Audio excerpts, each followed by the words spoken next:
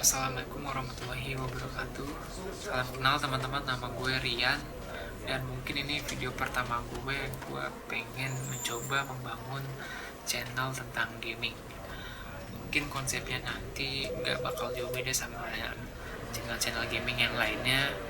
Cuma mungkin gue bakal dikhususkan ke arah game-game yang punya cerita menarik atau kaya dengan ceritanya.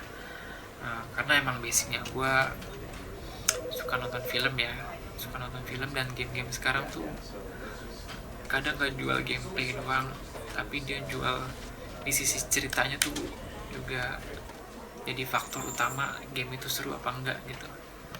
Dan juga mungkin kedepannya gue gak bakal main game online ya, kayak MOBA atau Battle Royale yang sekarang lagi rame.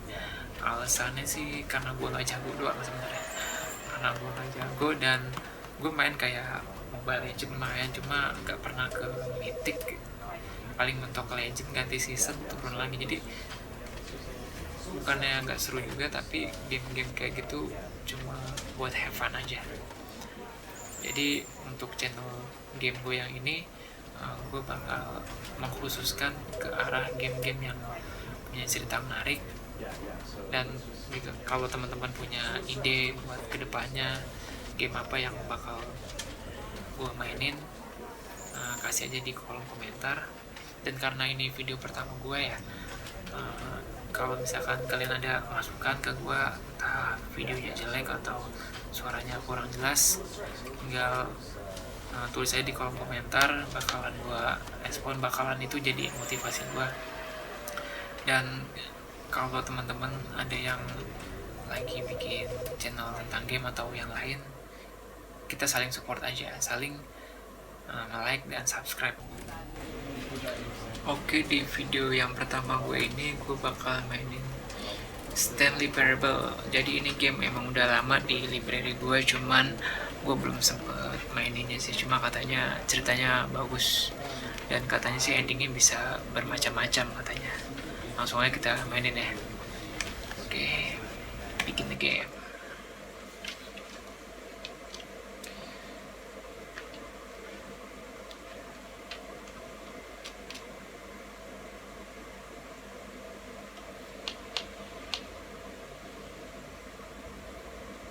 This is the story of a man named Ini Stanley. cerita tentang seorang yang bernama Stanley. Stanley worked for a company in a big building where he was employee number Karyawan nomor 427. 427. Employee number 427's job was Kerjaannya simple. simple. He sat at his desk in room 427 and he pushed buttons on the keyboard. Orders Kerjaannya came cuma to him disuruh through a monitor on his desk, pencet keyboard telling doang him katanya. what buttons to push, how long to push them, and in what order. This is what employee Cuma nungguin 427 perintah kapan did harus every pencet day keyboardnya. of every month of every year. Kayak gini-gini And aja although katanya, setiap others hari, might have tiap bulan, considered tiap it tahun. soul-winning, Stanley relished every moment that the orders came in, as though he had been made exactly for this job. And Stanley was happy. Tapi dia senang katanya. And then one day, something very peculiar happened. Something that would forever change Stanley. Something he would never quite forget. He had been at his desk for nearly an hour when he realized that not one single order had arrived on the monitor for him to follow. No one had showed up to give him instructions, call a meeting, or even say Nggak ada yang hi. manggil meeting, Never nggak in ada orang all sama his sekali years yang at the company had this mengucap hi happened, katanya. this complete isolation. Something was very clearly wrong. Shocked, Pasti frozen ada yang salah. solid, Stanley found himself unable to move for the longest time. But as he came to his wits and regained his senses, he got up from his desk and stepped udah out of his mulai. office. Oke, kita mulai saja game The Stanley Parable. Game kayak gini harus detail ya. Kita harus ngecek. Kita nomor 427, karyawan nomor 427. Bisa. All of his co-workers were gone. What could it mean?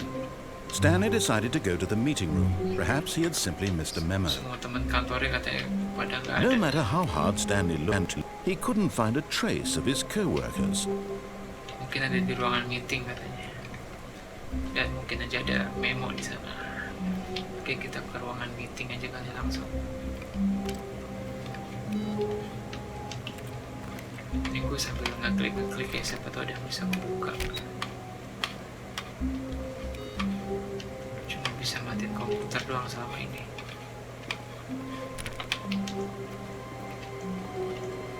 Oke, lanjut. Oke, nggak ada apa-apaan deh emang.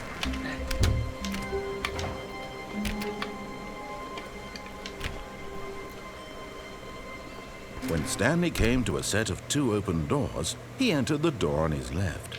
Oh, ini game tuh ada narasinya katanya.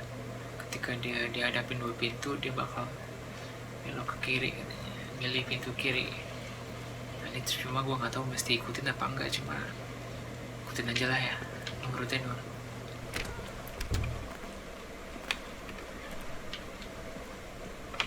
Masih kosong sih, kayaknya nggak ada yang bisa kebuka.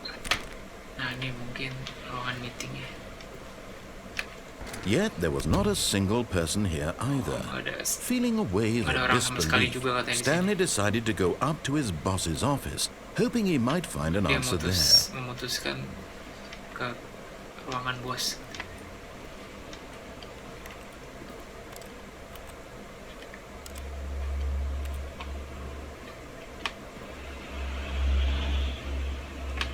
Langsung aja ya kita ke ruangan bos.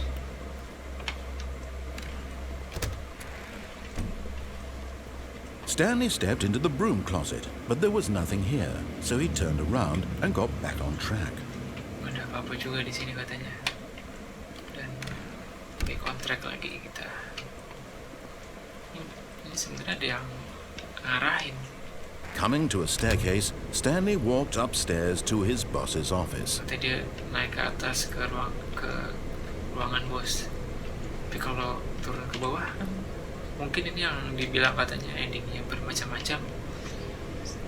Mungkin aja kalau kita main yang gak ngikutin narasi, ceritanya bakal beda. Tapi karena ini gue baru main, kita ngikutin narasi dulu aja deh. Hanya ke atas ke ruangan bos.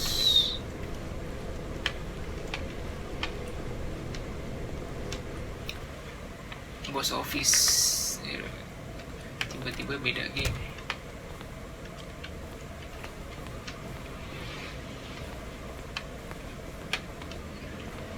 Wih, gede nih. Stepping into his manager's office, Stanley was once again stunned to discover not an indication of any human life. Shocked, unraveled, Stanley wondered in disbelief who orchestrated this, what dark secret was being held from him. What he could not have known was that the keypad behind the boss's desk guarded the terrible truth that his boss had been keeping from him. And so the boss had assigned it an extra secret PIN number, 2845. But of course, Stanley couldn't possibly have known this.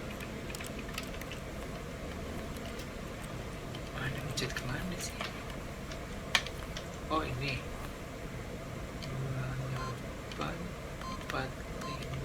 Stanley just, yet incredibly, by simply pushing random buttons on the keypad, Stanley happened to input the correct code by sheer luck. Amazing. He stepped into the newly opened passageway. Oke, ini kayak ada ruangan rahasia.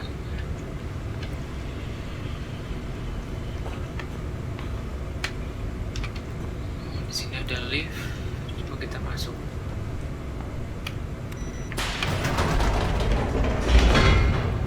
Waduh. Di kantor apaan sebenarnya?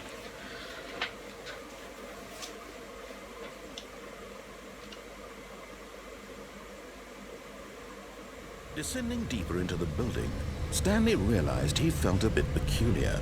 It was a stirring of emotion in his chest, as though he felt more free to think for himself, to question the nature of his job. Why did he feel this now, when for years it had never occurred to him? This question would not go unanswered for long. Wah, langsung rusak nih.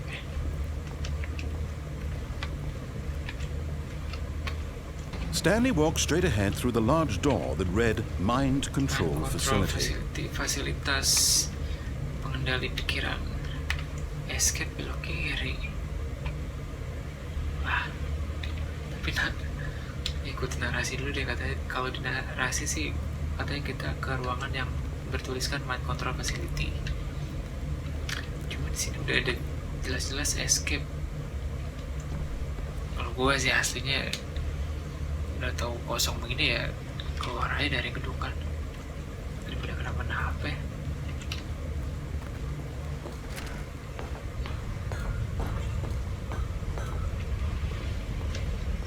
Set tombol gede banget. The lights rose on an enormous room packed with television screens. What horrible secret did this place hold? Stanley thought to himself. Did he have the strength to find out? Iyalah, rahasia apaan ya? Dia selama kerja nggak tahu.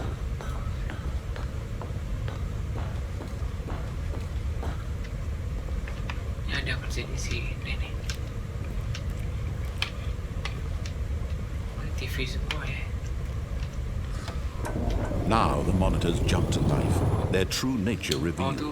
Each bore the number of an employee in the building, Stanley's co-workers. The lives of so many individuals reduced to images on a screen, and Stanley, one of them, eternally monitored in this place where freedom meant nothing.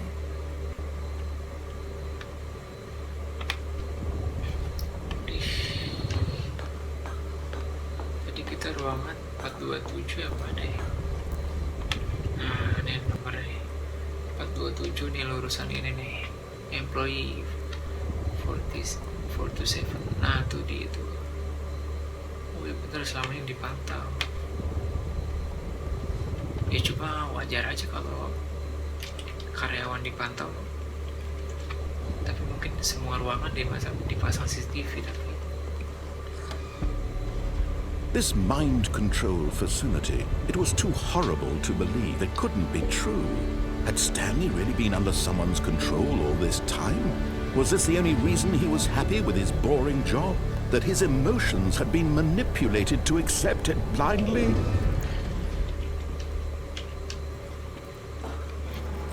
No, he refused to believe it. He couldn't accept it. His own life in someone else's control? Never! It was unthinkable, wasn't it? Was it even possible? Had he truly spent his entire life utterly blind to the world? Dikontrol sama someone. But here was the proof, the heart of the operation. Controls labeled with emotions, happy or sad or content. Walking, eating, working, all of it monitored and commanded from this very place. And as the cold reality of his past began to sink in, Stanley decided that this machinery would never again exert its terrible power over another human life. For he would dismantle the controls once and for all.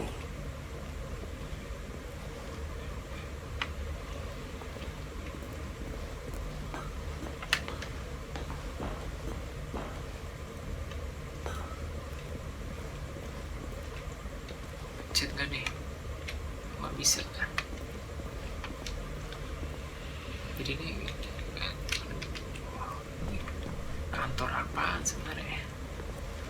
Main control idle awaiting input. Oh lagi nggak bekerja mesinnya, mungkin menunggu ada inputan. And when at last he found the source of the room's power, he knew it was his duty, his obligation, to put an end to this horrible place and to everything it stood for. Yang lain jangan katanya. On aja lah kita. Oh, Stanley, you didn't just activate the controls, did you? After they kept you enslaved all these years, you go and you try to take control of the machine for yourself. Is that what you wanted? Control? Oh, Stanley, I applaud your effort, I really do. But you need to understand, there's only so much that machine can do. You were supposed to let it go, turn the controls off, and leave. If you want to throw my story off track, you're going to have to do much better than that. I'm afraid you don't have nearly the power you think you do. For example, and I believe you'll find this pertinent, Stanley suddenly realized he had just initiated the network's emergency detonation system. In the event that this machine is activated without proper DNA identification, nuclear detonators are said to explode, eliminating the entire complex. How long until detonation then? Let's say 2 minutes. Oke teman-teman, mungkin sampai sini dulu video gue yang pertama ini. Gue masih belum tahu ini perusahaan apaan, dan orang-orang pada kemana, masih belum kebayang ya. Cuma yang kita lihat tadi, setidaknya ini kayaknya kantor juga nggak benar. Jadi ada bacaan mind control facility, fasilitas buat mengontrol pikiran. Mungkin aja kantor ini mengontrol pikiran karyawannya. Nah, kenapa Stanley kerjanya cuma ngenter-ngenter doang? Mungkin aja itu emang karena pengaruh pikirannya dikontrol, jadi membuat karyawan tuh kerja sebagai kayak robot gitu. Dan si Stanley juga happy aja dengan itu. Ya mungkin aja dia nggak sadar aja. Nah, itu cuma dugaan gue sementara aja. Dan sebenarnya gue juga belum tahu ini tentang apaan juga. Tapi cukup sekian dulu untuk video pertama. Semoga kalian suka yang nonton. Jangan lupa di subscribe. Mudah-mudahan gue bisa upload tiap hari, tergantung review dulu nih di video pertama ya. Oke, terima kasih. Assalamualaikum warahmatullahi wabarakatuh.